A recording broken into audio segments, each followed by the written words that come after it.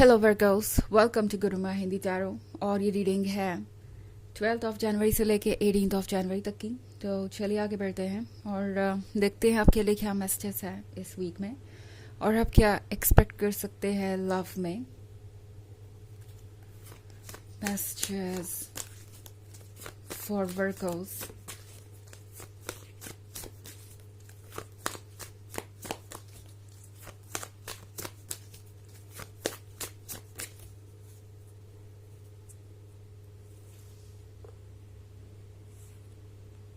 Harvest, Eight of Adams, Nine of Adams, the High Priestess, Three of Pentacles. Okay, तो हमारे पास Nine of Adams है। लगता है जैसे कि वर्कआउट्स आप इस वीक में बहुत ज़्यादा लॉस्ट महसूस कर रहे हैं।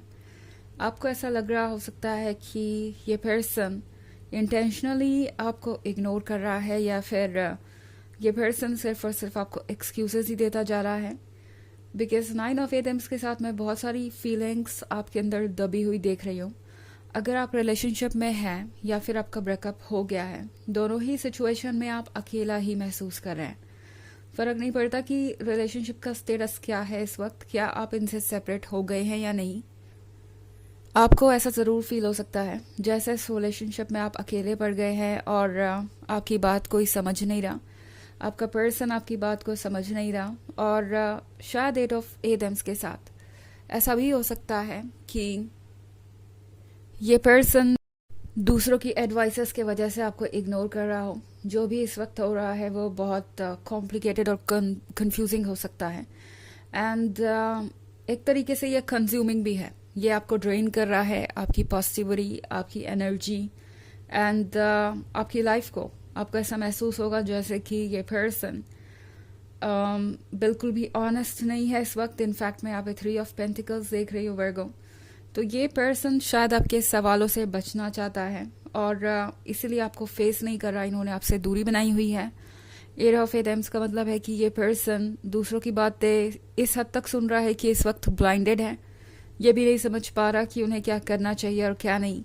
और ये एक तरीके से दूसरों का एक्सक्यूज देंगे आपको कि उनके कंट्रोल में कुछ भी नहीं है और वो इस सिचुएशन में कुछ भी नहीं कर पाएंगे। सो ये पर्सन शायद आपसे कुछ ज़्यादा ही एक्सपेक्ट कर रहा है। ओके, ये हार्वेस्ट का कार्ड देख रहे हैं आप। बेबी उन्हें लगता है कि जो कुछ भी आपके पास है, जो भी आपने अचीव किया है अपने लाइफ में, उसमें आपको उनका एक शेयर डिसाइड करना चाहिए। ऐसा लग रहा है जैसे पर्सन बहुत प्रैक्टिकली सोच रहा है और इनकी प्रैक्टिकल सोच की वजह ये सिर्फ अकेले नहीं है। आसपास ऐसे बहुत सारे लोग हो सकते हैं जो इन्हें ये कन्विंस कर रहे हैं कि अगर आपके पास जो कुछ भी है वो आप शेयर करने को तैयार नहीं है या उन्हें कुछ देने को तैयार नहीं है जो उन्हें चाहिए, तो आप एक सेल्फ सेंटर्ड इंसान है और उनसे प्यार नहीं करते। कुछ लोग इनको इनकरेज कर रहे हो सकते हैं कि इन्हें आपसे ज़्यादा एक्सपेक्टेशन रखनी चाहिए, इन्हें आपसे ज़्यादा से ज़्यादा सपोर्ट लेना चाहिए और जो कुछ भी आपके पास है ऑफर करने को फाइनेंशियली या किसी और तरीके से। ये पर्सन दरअसल हर चीज़ को बिल्कुल नेगेटिव वे में देख रहा है और काफ़ी सेल्फ सेंटर्ड हो गया है यहाँ पे। एंड मोस्ट इम्पॉर्टेंटली वर्गो, ये पर्सन किसी भी एक्सप्लेनेशन को देने के लिए तैयार नहीं नजर आ रहा मुझे।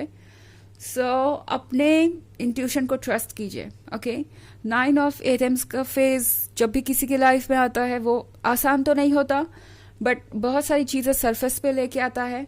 द हाई प्रीस्टेस आपसे कह रही है वर्गो कि शायद आप ऑलरेडी सारा सच जानते हैं इस पर्सन का और अब आपको चाहिए कि इन सारी चीज़ों पे आप ट्रस्ट करें।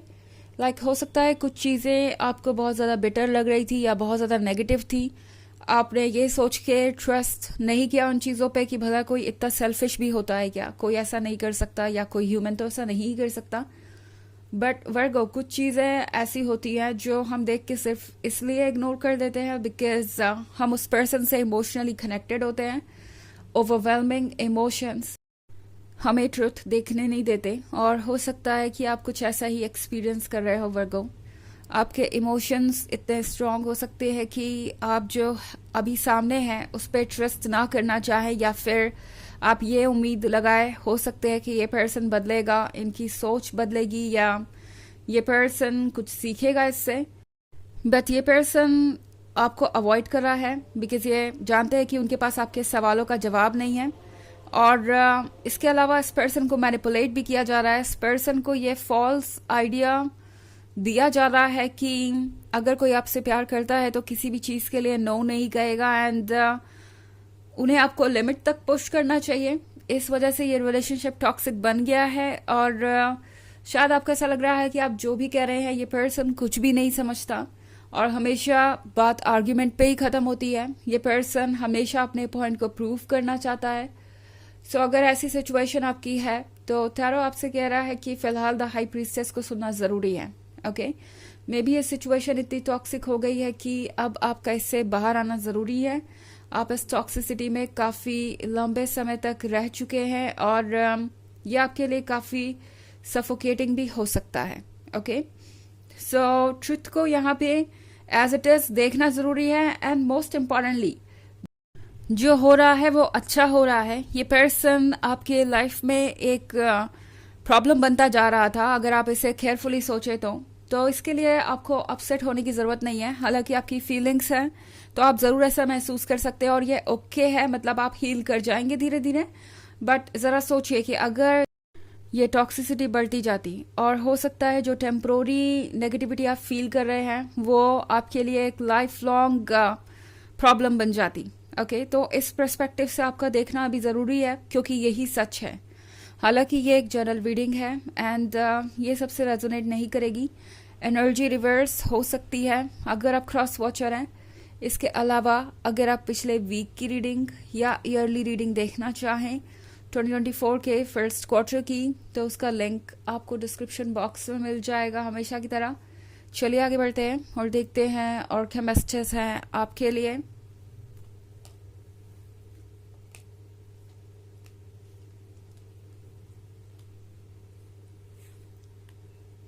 Four of Wands, Two of Wands, the Moon, the Sun, and Nature. Okay.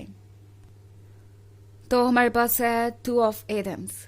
To of Adams के साथ लाइफ कॉम्प्लिकेटेड है। ओके, मतलब इस समय आपको लगेगा कि पता नहीं आप क्या करें, बिकॉज मैं यहाँ पे फोर ऑफ वॉन्ड्स का कार्ड देख रही हूँ। वर्क हो सकता है इस पर्सन ने आपको कमिटमेंट दी हो सकता है आप दोनों बहुत क्लोज आ गए हो किसी एंड के और आपको ऐसा फील हो रहा है जैसे कि अगर आप इनकी ये बात मान लें तो ये रिलेशनशिप अपने गोल तक पहुंच जाएगा और चीज़ें ठीक वैसी ही होंगी जैसा आप चाहते हैं। एक स्टेप और एक स्टेप और एक स्टेप और यही सोचते सोचते आप शायद यहाँ तक आ गए और ये पर्सन आपसे कॉम्प्रोमाइज़ करवाता गया। बट अब टू ऑफ एटम्स आपसे कह रहा है कि सोचने की ज़रूरत आपको पड़ सकती है बिकॉज द मून के साथ वर्गो जो आप सरफेस पे देख रहे हैं उससे कहीं ज़्यादा सरफेस के नीचे हैं। तो जितना भी आप इस पर्सन को जानते हैं अभी भी बहुत सारी ऐसी चीज़ें हैं जो बची हुई है जानने के लिए। द सन के कार्ड के साथ वर्गो टैरो आपसे कह रहा है कि आपको आपका सन ज़रूर दिखाई देगा एंड ज़रूर आपकी लाइफ में लाइट और खुशियाँ आएंगी।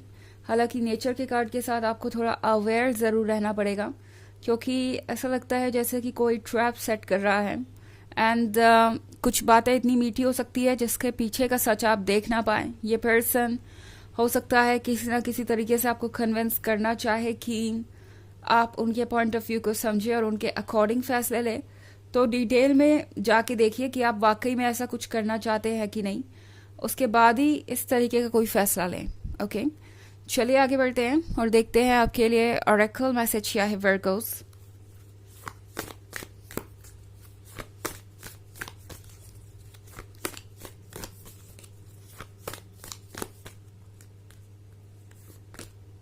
No, wait, postpone, pause, say no.